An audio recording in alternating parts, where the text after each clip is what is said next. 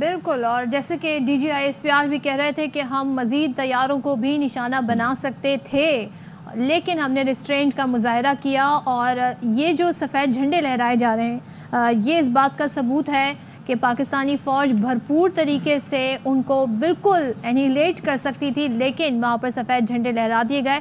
تو وار کنونشنز کی بھی کچھ اصول ہوتے ہیں جس کی پابندی ہم اس میں کر رہے ہیں، لیکن اس کے باوجود بھارت کی جانب سے پاکستان میں سویلینز کو نشانہ بنایا گیا، مساجد کو نشانہ بنایا گیا، پانی کے ذخائر کو ٹارگٹ کیا گیا، اور یہ وار کنونشنز کے بالکل برخلاف ہے، اور اس کو اپنی جیت مانا گیا، جیت کے طور پر پیش کیا گیا، وکٹری کے طور پر، آپریشن سندور کی وکٹری کے طور پر بھارت اسے پیش کر رہا تھا۔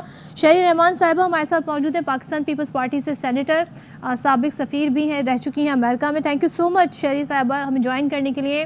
بھارت کی جو جنگی جنون ہے آج یہ دن لے آیا کہ پاکستان پہ اٹیک کیا، بزدلانہ حملہ کیا، 26 ہمارے سویلینز کو نشانہ بنایا، مساجد کو نشانہ بنایا۔ اس کے بعد جب پاکستان نے جواب دینا شروع کیا تو ایک کے بعد ایک 5 طیارے گرے، مختلف سیکٹرز پہ ہم دیکھ رہے ہیں سفید جھنڈے لہرائے جا رہے ہیں، ہزیمت اٹھانی پڑ رہی ہے بھارت کو۔ کیا کہیے گا آپ اس پہ؟ بالکل ایسا ہی ہے کہ بھارت کے لیے دیکھیے 7 مئی کا جو دن ہے نا، جب سے انہوں نے یہ شروع کیا ہے انپرووکڈ اگریشن، تو ان کے لیے بڑا بھاری پڑ رہا ہے یہ دن، کیونکہ 2-3 باتیں۔ ایک تو ان کو شاک ہوا ہے، اور کوئی بھی کچھ کہہ لے، میرے خیال میں ان کو بہت شاک ہوا ہے دیکھ کے پاکستان کی capability, military capability, air force کی ایک دم پریسائز رسپانس، اور دیکھیے کاؤنٹر کس طرح کیا ہے۔ اور یہ بھی کہہ دیا گیا، آپ جیسے کہہ رہی ہیں، کہ ہم اور بھی گرا سکتے تھے طیارے، ہم نے ریسٹرینٹ کا مظاہرہ کیا ہے، لیکن آگے کرنے کی ضرورت نہیں ہے آبویسلی۔ اگر آپ سمجھتے ہیں کہ آپ سویلین ٹارگٹس کو، مساجد کو شہید کر سکتے ہیں، جو کہیں بھی دنیا میں کے قانون میں، جنگ کے یا کسی اور کے میں نہیں سراہا جائے گا، بلکہ مذمت کا مستحق ہے یہ، تو آپ ڈپلومیٹکلی بھی اب جواب دہ ہوں گے، میں سمجھتی ہوں دنیا کو بھی اور ہم سب کو، کہ آپ کا اب کردار کیا ہے ایز اے اسٹیٹ۔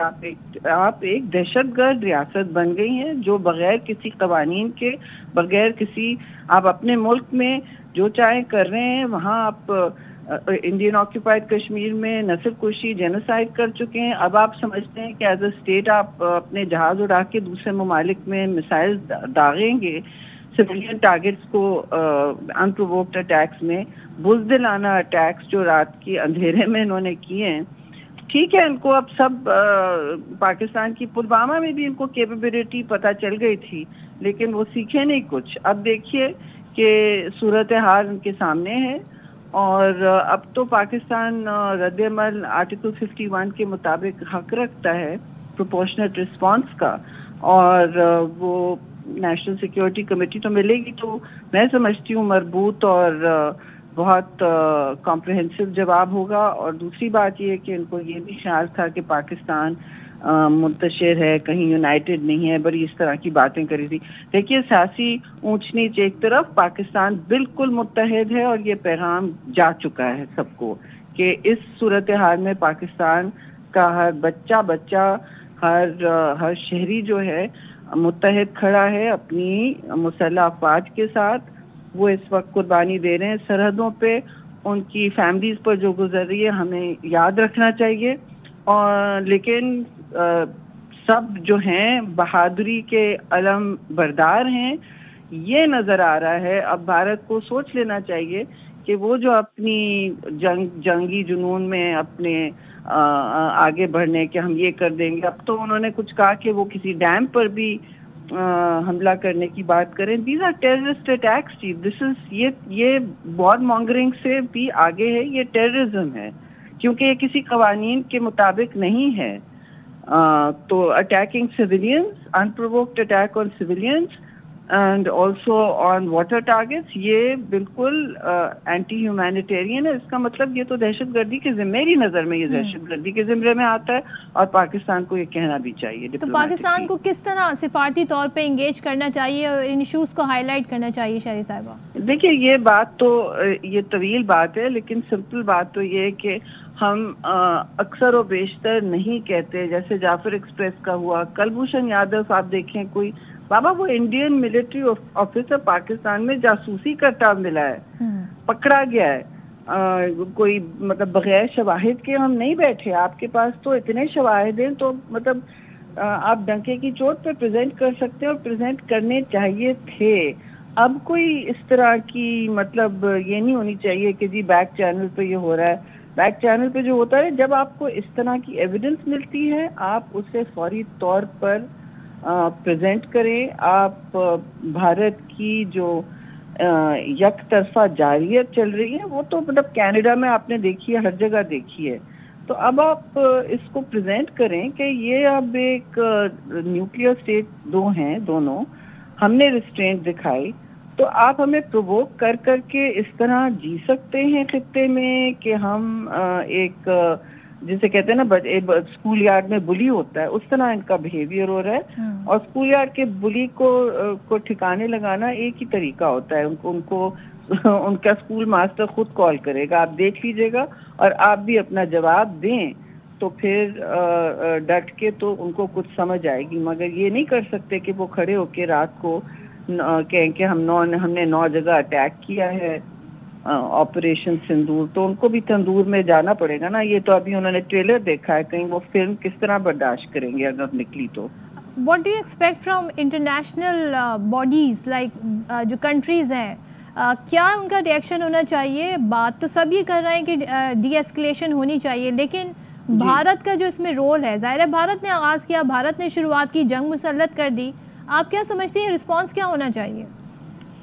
دیکھیے رسپانس انٹرنیشنلی میں اور آپ تو بیٹھ کے صرف سوچ ہی سکتے ہیں نا کہ کیا ہونا چاہیے. ہماری نظر میں تو یونائٹڈ نیشنز کا جو ایک قرارداد ہے اب اس کو بھی دیکھنے کا ٹائم آ گیا ہے، کیونکہ انہوں نے ایل او سی کو تو بالکل کبھی سفید جھنڈا وہاں دکھاتے ہیں ہمیں کہ بس کرو بس کرو، کبھی یہ انکنٹرول شیلنگ کرتے ہیں. وہاں پہ جو معصوم شہری ہیں ان کی شہادتیں ہوتی ہیں. تو اس طرح تو نہیں کام چل سکتا نا کہ آپ ایک انسٹیبل لائن آف کنٹرول کو مستقل ہاٹ رکھیں اور کہیں کہ مقبوضہ کشمیر میں ہم نے ٹینک چلا دیے، 35A کانسٹیٹیوشن کو ان کی ڈیموگرافکس بدل دی اور کوئی سب چپ رہے. تو اب یہ وقت ہے کہ بھئی آپ کشمیر کو بھی دیکھیں، اس کو سالو کریں، اس ایشو کو. یہ اب ڈسپیوٹیڈ ٹیریٹری ہمیشہ سے ہے اور ابھی بھی ہے، اس کو سالو کریں کیونکہ تنازع کسی بھی وقت فیئر ہو سکتا ہے. اور پھر جو انڈس واٹر ٹریٹی ہے اس پر بھی انہوں نے جو شروع کیا ہے کام،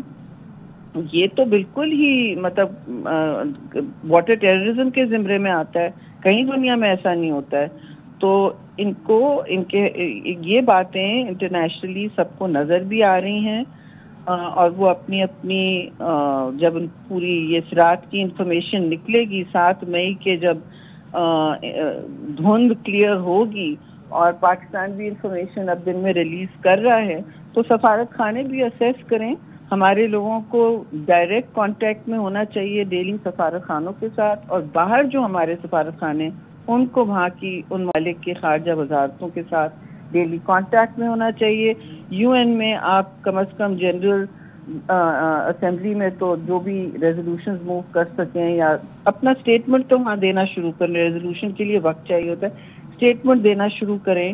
اور ہر اطراف سے آپ بھارت کی یک طرفہ جنگجو جاریت کو ایکسپوز کریں اور اس کی مذمت کی مزاحمتی رد عمل مانگے. وہ اگر دے سکیں تو ضرور دیں گے، اور میں سمجھتی ہوں بہت سارے ممالک اس وقت شزدر ہیں کہ بھارت نے یہ کیا ہے. بالکل.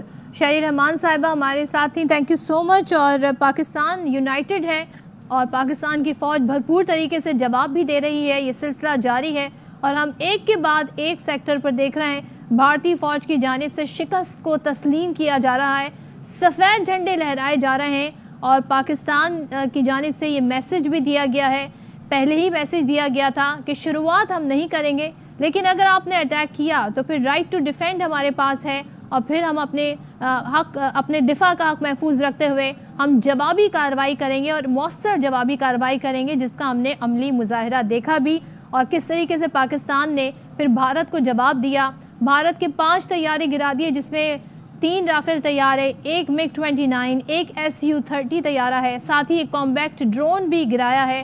اور یہ وہ مناظر ہیں، یہ وہ پکچرز ہیں جو آپ دیکھ سکتے ہیں، جو ان طیاروں کا ملبہ ہے اور کن کن جگہوں پر گرائے ہیں، یہ بھی آج DGISPR نے اپنی پریس بریفنگ میں بتایا، پوری ڈیٹیل کے ساتھ انہوں نے بتایا کہ کس طریقے سے بھارت کو کہاں پر کن کن سیکٹر میں نقصان پہنچایا گیا ہے، اور انہوں نے کہا کہ واضح کر دیں کہ ہمارے تمام طیارے محفوظ